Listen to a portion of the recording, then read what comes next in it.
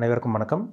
நான் ஜோதிடர் தமிழரசன் பேசுகிறேன். இந்த சேனல் ஃபஸ்ட் டைம் பார்க்குறவங்களா இருந்தீங்கன்னா சப்ஸ்கிரைப் பண்ணிக்கோங்க, பெல் பட்டனை கிளிக் பண்ணிக்கோங்க, ஆளுங்கிற ஆப்ஷன் இருக்கும், அதையும் செலக்ட் பண்ணிக்கோங்க. அப்போ தான் நாங்கள் போடுற பதிவுகள் எல்லாமே உங்களை வந்து சேரும்.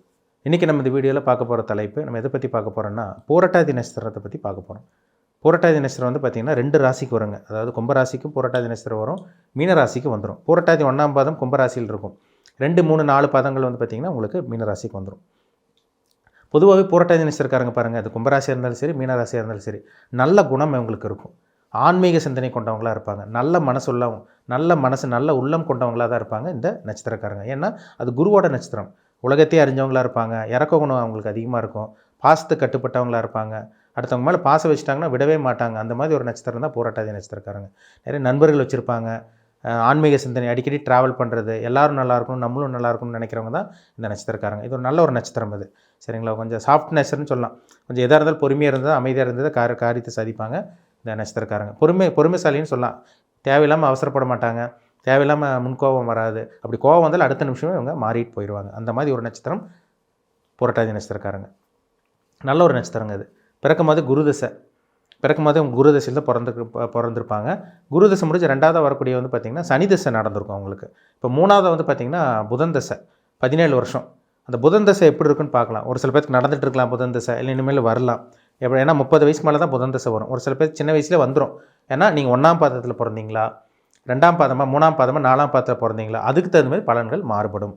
அது தெளிவாக தெரிஞ்சுக்குங்க. சரிங்களா? இதே 1ஆம் பாதத்தில் பிறந்தீங்கன்னா கொஞ்சம் குருதசை உங்களுக்கு 16 வருஷம் வந்துடும். அப்புறம் சனி தசை ஒரு 19 வருஷம் வந்துச்சுன்னா உங்களுக்கு 30 வயசுக்கு மேலே தாண்டிடும் உங்களுக்கு. 2ஆம் பாதம் 3ஆம் பாதம்னா உங்களுக்கு அப்படியே பாதி வந்துடும். குருதசை கிட்டத்தட்ட 8 வருஷம் பக்கம் அந்த மாதிரிலாம் வரும். சரிங்களா? மேக்ஸிமம் உங்களுக்கு 35 35 வயசுக்கு மேலே கண்டிப்பாக உங்களுக்கு நீங்கள் புதன் தசையில் தாங்க இருப்பீங்க. அந்த 35 வயசுக்கு மேலே வரக்கூடிய புதன் தசை உங்களுக்கு எப்படி இருக்கும், என்ன பண்ணுன்னு நம்ம பார்க்கலாம். சரிங்களா?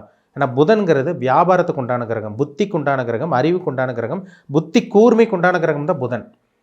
அப்போ ஒரு ஜாதகத்தில் புதன் இருக்கிற இடத்த பொறுத்து பலன்கள் பக்காவாக வேலை செய்யும். புதன்கிறது அறிவுக்கு உண்டான கிரகம். இருக்கிறதுல சின்ன கிரகம், நவகிரகங்களில் சின்ன கிரகமே புதன் தான். ஆனால் புதன்கிறது அறிவுக்கு உண்டான கிரகம், புத்திக்கு உண்டான கிரகம். இந்த கம்ப்யூட்டரு, இந்த அக்கௌண்ட்டு, இதெல்லாம் இந்த கணக்கு வழக்கெல்லாம் இருக்காங்க பார்த்தீங்களா, கம்ப்யூட்டர் முன்னாடி உட்காராங்களா, அவங்க ஜாதகத்தில் புதன் நல்லாயிருக்கும். அப்படி இருந்தால் தான் அந்த ஃபீல்டில் அவங்க செலக்ட் பண்ண முடியும். புதன்கிறது கம்யூனிகேஷன், தொலைத்தொடர்பு, அடுத்தவங்கள்ட்ட நல்லா பேசுகிறது, நல்ல ஒரு நகைச்சுவாக பேசுகிறது, நல்ல ஒரு அட்ராக்ஷனாக பேசுகிறது எல்லாமே இந்த புதன் தான். அந்த புதன் தசை எப்படி இருக்குன்னு பார்க்கலாம். சரிங்களா? எந்த லக்னக்காரங்களுக்கு புதன் தசை நடக்கும், அதாவது நீங்கள் பூரட்டாதி நட்சத்திரம் தெரிஞ்சிருச்சு. நீங்கள் எந்த லக்னத்தில் பிறந்தீங்கன்னா புதன் தசை நல்லா இருக்குன்னு பார்த்தோம்னா, நீங்கள் வந்து பாருங்கள், ரிஷப லக்னத்தில் பிறந்தவங்களுக்கு புதன் தசை நல்லாயிருக்கும். மிதுன லக்னத்தில் பிறந்தவங்களுக்கு லக்னாதிபதியே திசையாக இருக்கிறனால கண்டிப்பாக நல்லது பண்ணிடும். சிம்ம லக்னத்தில் பிறந்தவங்களுக்கு கூட புதன் தசை நல்லாயிருக்குங்க. கன்னி லக்னத்தில் பிறந்தவங்களுக்கு புதன் தசை நல்லாயிருக்கும். துலாம் லக்னத்தில் பிறந்தவங்களுக்கு புதன் தசை யோகத்தை செய்யும். மகர லக்னம், கும்ப லக்னத்தில் பிறந்தவங்களுக்கு புதன் ராஜயோகாதிபதி கிரகமாக வரனால பக்காவாக வேலை செய்யும் உங்களுக்கு. வேறு எந்த லக்னத்துக்கு புதன் கெட்டது பண்ணுன்னா முக்கியமாக 2 லக்னம் தான். முக்கியமாக 2 லக்னம். மேஷ லக்னத்துக்கு பிறந்தவங்க பாருங்கள், புதன் தசை வேலையே செய்யாது உங்களுக்கு. அது புதன் 6ஆம் இடத்தோடையில் சம்மந்தப்பட்டாருன்னா கண்டிப்பாக நண்பர்களால் பிரச்சனை, கூட்டு தொழிலால் பிரச்சனை, எதிரி தொல்லை, கடனில் வாங்கி மாட்டிக்கிறது, அடுத்தவங்களுக்கு வந்து நல்லது பண்ணி கெட்ட பேர் வாங்கி நீங்கள் கடன்காரனை மாட்டுறது எல்லாமே இந்த புதன் தசையில் தான் நடக்கும். பிரச்சனை இழுத்து வைக்கும் புதன்.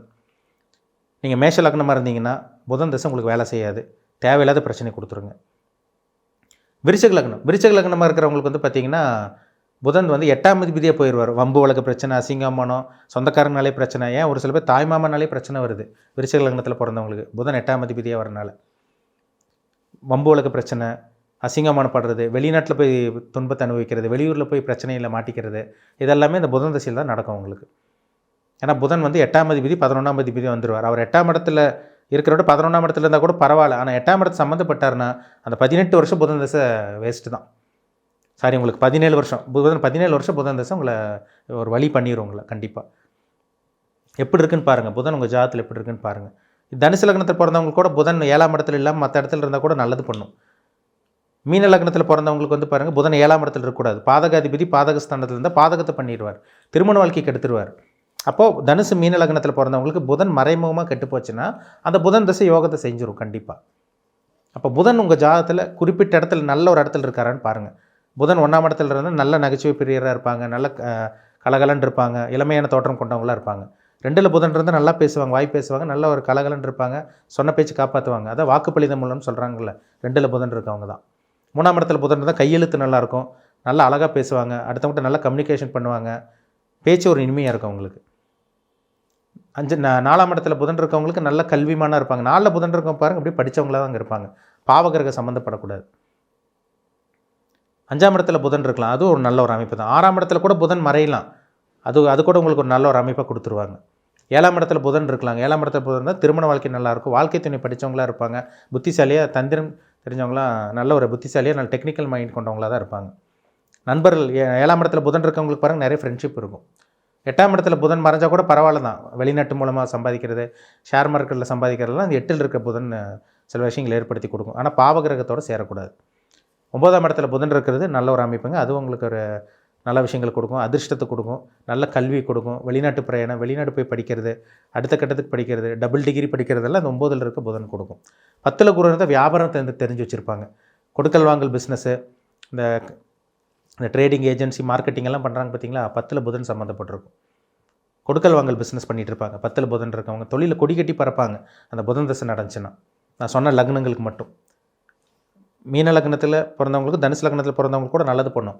மேஷ லக்னம், விருச்சிக லக்னத்தில் பிறந்தவங்களுக்கு தான் புதன் தசை பெருசாக நல்லது பண்ணுறது கிடையாது. 11ல் புதன் இருந்தால் கூட நல்லா இருக்குங்க.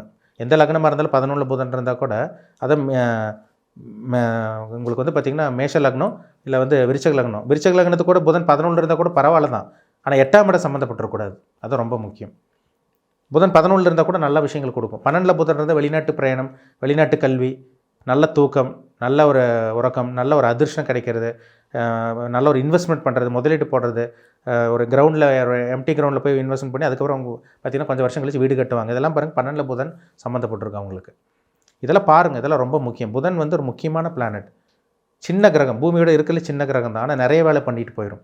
17 வருஷம் புதன் தசை நடக்கும்.